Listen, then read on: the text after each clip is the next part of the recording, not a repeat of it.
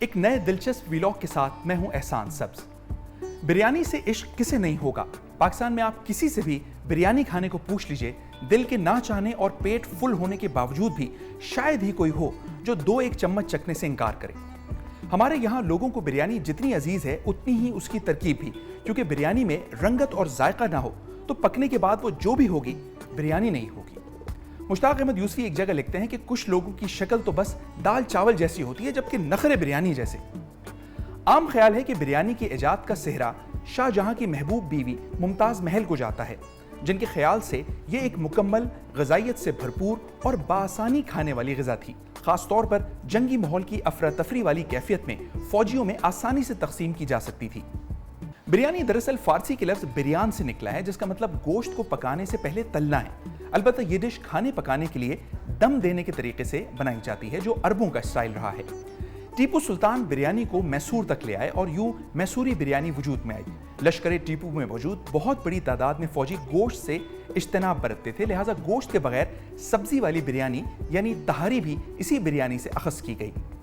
بعض روایتوں میں یہ بھی آیا ہے کہ اودھ کے نواب واجد علی شاہ ریاست کے خزانے میں کمی کی وجہ سے لشکر کے لیے ہر روز گوشت کا خرچ اٹھانے سے معذور ہوئے، تو بریانی کا وقار بلند رکھنے کے لیے اس میں تلے ہوئے سنہری آلو شامل کیے جانے لگے اور پھر یہی آلو کلکتہ بریانی کی شناخت بن گئے۔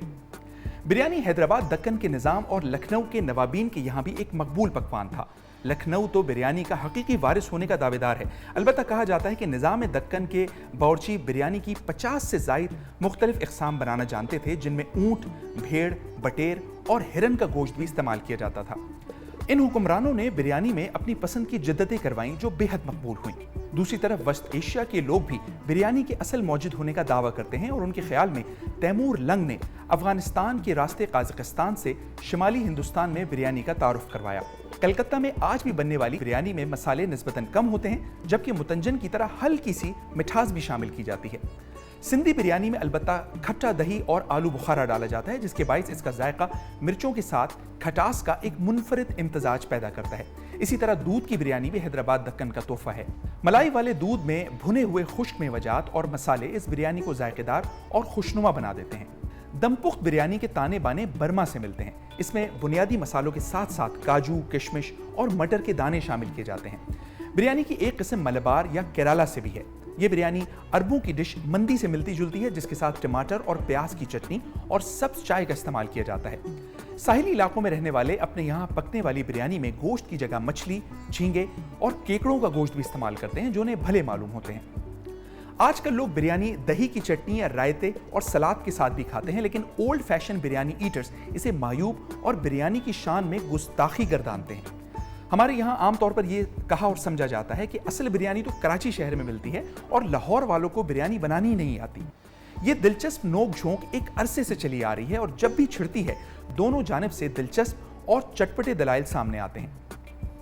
بریانی والوں کا کہنا ہے کہ پلاؤ ایک سست کھانا ہے، بس گوشت گلایا اور چاول چڑھا دیے، کھچڑی کی بہن، نہ کوئی رنگ نہ روپ، جبکہ بریانی تو تمام چاول بیس فلموں کا ہیرو ہے، شہر کراچی کے ماتھے کا جھومر ہے۔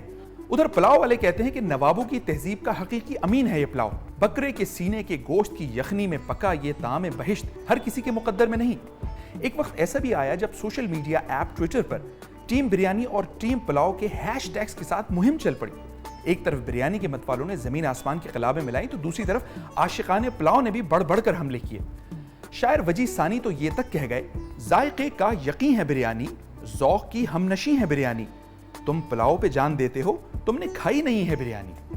اسی طرح ایک اور شاعر لکھتے ہیں، تمہارے حسن کی چٹکی بہت مہنگی پڑی مجھ کو، فشار خون کے پیشنٹ کو نمکدانی نے مارا ہے، مریض دل سیانہ تھا، طبیبوں سے تو بچ نکلا، پر اگلے دن اسے دمبے کی بریانی نے مارا ہے۔